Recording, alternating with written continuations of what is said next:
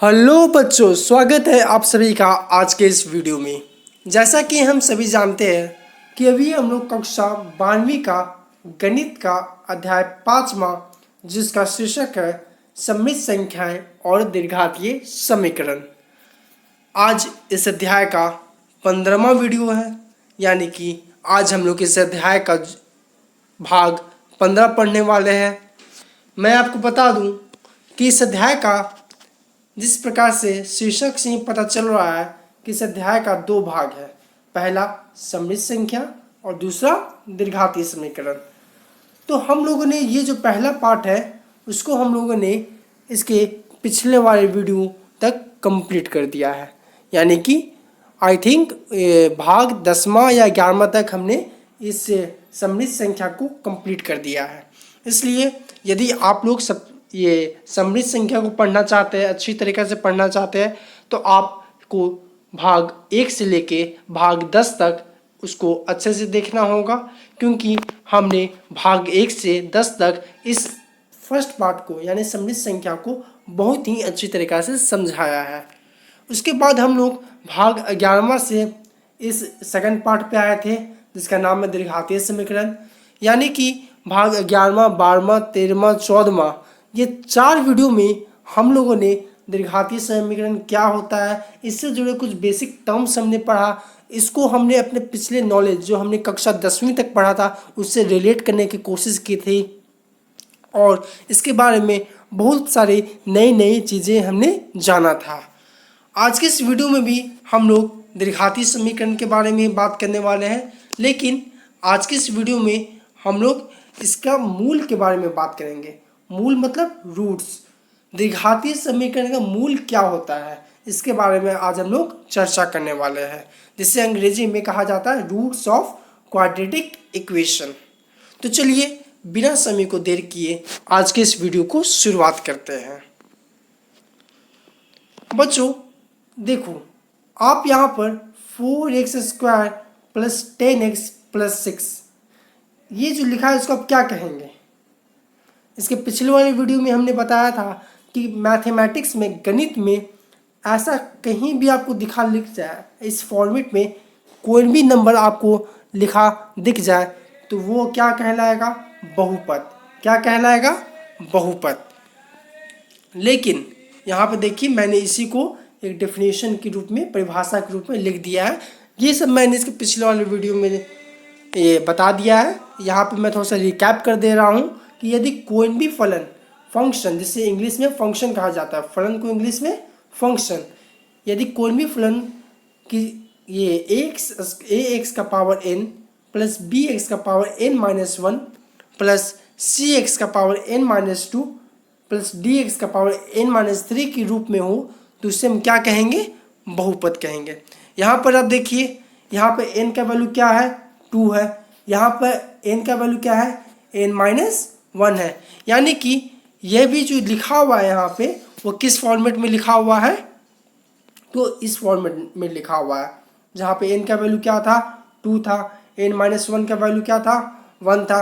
अब यहाँ पे n-2 लिखा हुआ है, तो ये n का वैल्यू क्या था? 2। अब 2 - 2 करेंगे तो 0, तो 0x का पावर 0 करेंगे तो 1 हो जाएगा। तो इसका कुछ फर्क नहीं पड़ता है, इसलिए ये लास्ट में हम लोग dx का पावर n-3, यानी कि हम कह सकते हैं ये जो पिछला एग्जाम्पल हमने यहाँ पे डाला है स्लाइड में, वो किसका एग्जाम्पल है, किसका उदाहरण है? तो वह बहुपद का उदाहरण है। यदि आपको इसको डिटेल में समझना है, अच्छी तरीके से और अच्छी तरीके से समझना है, तो आप इसके पिछले वाली वीडियो को देख सकते हैं, जहाँ हमने बहुपद क्या होता है, समीकरण क्या होता है, वो सभी के बारे में चर्चा की थी। अभी हम लोगों ने पिछले स्लाइड में जाना कि 4x² + 10x + 6 ये क्या है? बहुपद है। लेकिन यदि हम इसी में इक्वल टू साइन लगा के एक और बहुपद जोड़ दें, हालांकि यह बहुपद 0 भी हो सकता है या फिर कुछ अन्य बहुपद भी हो सकता है, तो यदि हम एक बहुपद को दूसरे बहुपद से इक्वल टू साइन के साथ जोड़ दें तो ये क्या बनता है? हमने पिछली वीडियो में पढ़ाया था कि ये समीकरण कहलाता है। क्या कहलाता है? समीकरण। अब ऐसे करने से जब हम लोग दो बहुपद को इक्वल टू साइन के साथ जोड़ देते हैं तो हम लोग ऐसा क्यों करते हैं? ऐसा हम लोग इसलिए करते हैं क्योंकि हम लोग को x और y जो यहाँ पे चर है, जो यहाँ पे वेरिएबल है, उसका हम लोगों को वैल्यू निकालना पड़ता है। इसका यदि हम लोगों को वैल्यू निकालना हो तो हम लोग किसी एक बहुपद को दूसरे बहुपद से इक्वेट कर देते हैं और फिर जो हमसे जिसका चर यानी जो वेरिएबल पूछता है उसका हम लोग वैल्यू निकाल लेते हैं। यानी कि हम कह सकते हैं कि ये जो इक्वल टू साइन के साथ लिखते हैं हम लोग, इसका मुख्य उद्देश्य क्या है? इसका मुख्य उद्देश्य क्या है?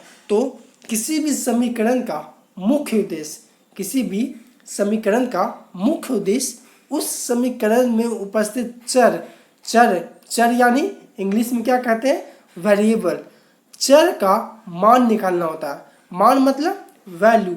यानी यहाँ पर जो आपको ये समीकरण दिख रहा है, जो पिछले स्लाइड तक बस एक बहुपद था, लेकिन यहाँ पे चूंकि हम लोग इक्वल टू साइन के साथ एक और बहुपद जोड़ दिए, इसलिए ये जो पूरा है वो क्या बन गया? एक समीकरण।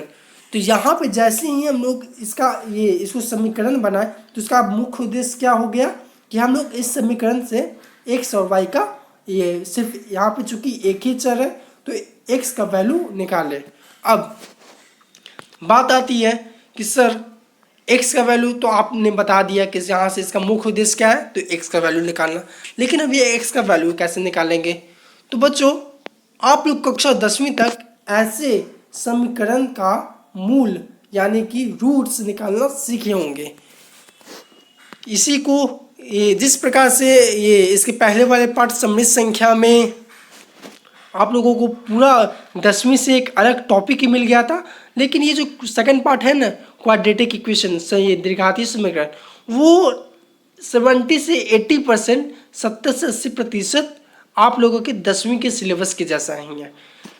जिस प्रकार आप लोगों ने कक्षा 10वीं तक इस प्रकार के समीकरण का मूल निकालना सीखा था, ठीक उसी प्रकार आप लोगों को 11वीं में भी निकालना है, 12वीं में भी निकालना है, और शायद आगे कुछ थोड़ा चेंज होगा, लेकिन मैक्सिमम आपको जो 10वीं तक आप सीखे हो उसी के अनुसार निकालना है। अब यहाँ पर थोड़ा सा हम लोग रिकैप कर लेते हैं कि इसका ये मूल कैसे यानी रूट्स हम लोग कैसे निकालेंगे।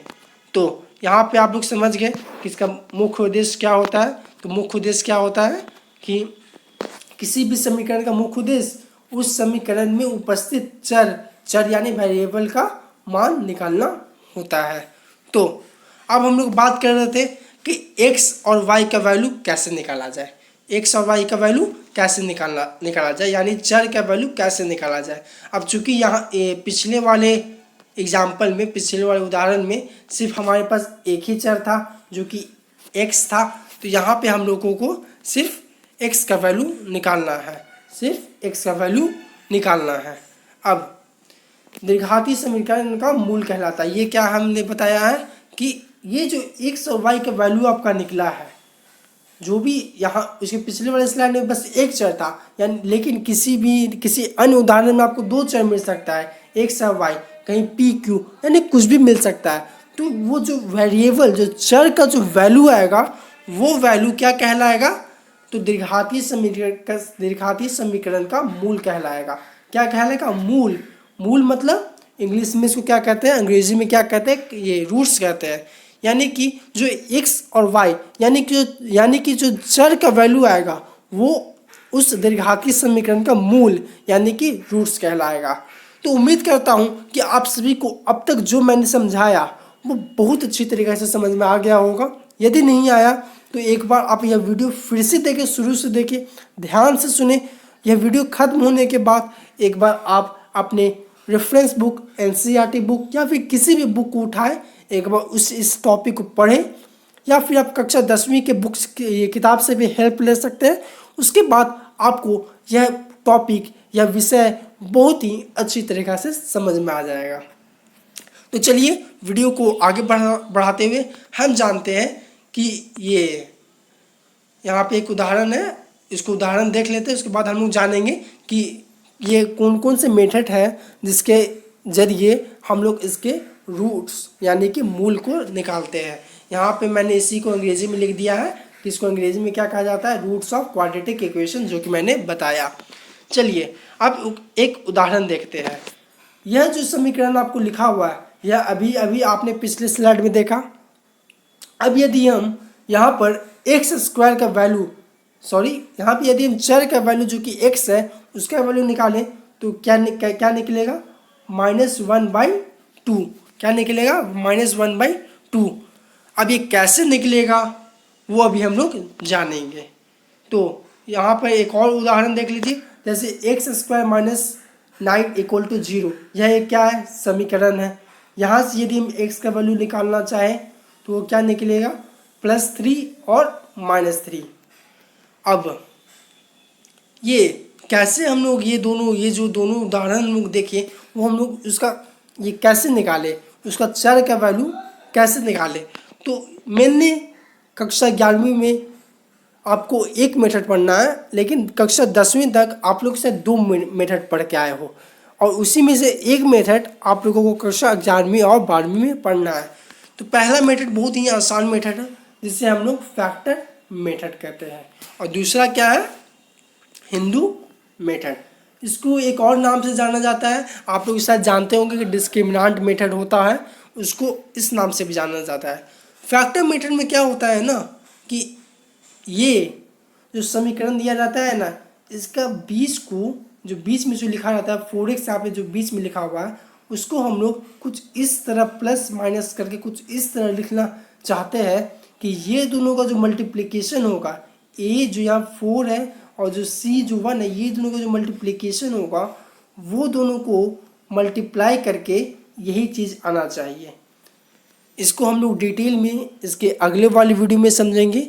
अभी आप लोग बस ये समझिए कि ये जो बीच में जो लिखा रहता है उसको हम लोग यहाँ पे जो बीच में, सिर्फ आप ये चर को मत देखिए, सिर्फ चर को मत देखिए, ये जो बस 4 है उसको देखिए। जो 4 लिखा रहता है उसको हम लोग कुछ इस प्रकार प्लस माइनस करके लिखना चाहते हैं कि वो 1 और 4 यानी जो a यहाँ पे जो रहता है और यहाँ पे जो c रहता है उसको मल्टीप्लाई करके जो वैल्यू आए हम लोग वहाँ पे उसको प्लस माइनस के रूप में इस तरह लिखना चाहते हैं कि वो क्या बन जाए, 4 बन जाए।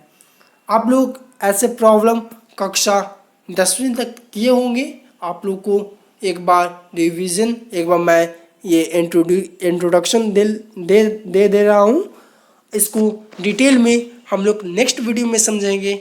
यहाँ पर भी देखिए कि x² - 9 = 0 है। यहाँ पे भी यदि आप लोग कक्षा 10वीं तक अच्छे से पढ़े होंगे तो हम लोग इसको कैसे सॉल्व करते थे कि x² = 9 कर देते थे। अब x² = 9 है तो x² के उस साइड जाएगा तो अंडर रूट में चल जाएगा, तो x क्या हो जाएगा, √x = √9। अब √9 का वैल्यू क्या होता है।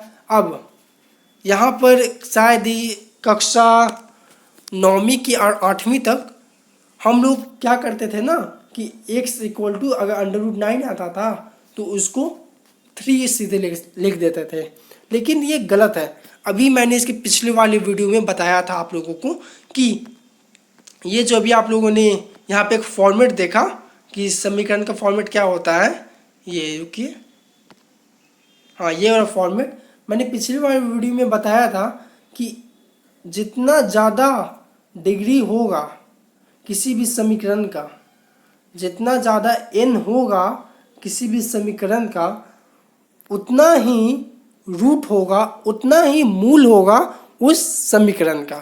जैसे यहाँ पर इस समीकरण का सबसे ज़्यादा n क्या है, सबसे ज़्यादा डिग्री क्या है, 2 है। तो यानी कि ये जो समीकरण का जो मूल आएगा, x का वैल्यू आएगा वो 2 वैल्यू आएगा। कितना वैल्यू आएगा, 2 वैल्यू आएगा। अब यदि आपका 2 वैल्यू नहीं आ रहा है तो आप कुछ गड़बड़ कर रहे हो। हालांकि ये 2 वैल्यू सेम भी आ सकते हैं, डिफरेंट भी आ सकते हैं, 0 भी आ सकते हैं, कुछ भी आ सकते हैं, लेकिन बस 2 वैल्यू आना चाहिए। ये कोई फर्क नहीं पड़ता है कि आपका एक ही वैल्यू है, एक ही वैल्यू 2 बार आ गया है कि अलग अलग आया है कि 0 आ गया, कुछ फर्क नहीं पड़ता, बस आपको 2 वैल्यू आना है। तो इसी से हम लोग यहाँ पे कहाँ थे, एक्स स्क्वायर माइनस 9 पे थे ना। हाँ, तो यहाँ से x इक्वल टू हम लोग का क्या आया था, √9। तो यहाँ से x का वैल्यू जब हम लोग √9 को सॉल्व करते हैं तो क्या आता है, +-3। यानी कि ये जो एग्जाम्पल आप देख रहे हैं, ये जो उदाहरण देख रहे हैं और ये जो उदाहरण देख रहे हैं, ये दोनों को दो मेथड से सॉल्व किया जा सकता है। पहला फैक्टर मेथड और दूसरा हिंदू मेथड, जो कि एक और नाम से जाना जाता है डिस्क्रिमिनेंट मेथड। ये दोनों मेथड को हम लोग अगले वाले वीडियो में डिटेल में चर्चा करने की कोशिश करेंगे। और तब तक के लिए आप लोग पढ़ाई करते रहिए और आज जो पढ़े हैं उसको अपने टेक्स्ट बुक में एक बार पढ़ लें, अपने रेफरेंस बुक एनसीईआरटी बुक में एक बार पलट के पढ़ लें, ताकि आपको जो आप आज समझे हो वो अच्छी तरीके से समझ में आ जाए। आज के लिए इतना ही, धन्यवाद।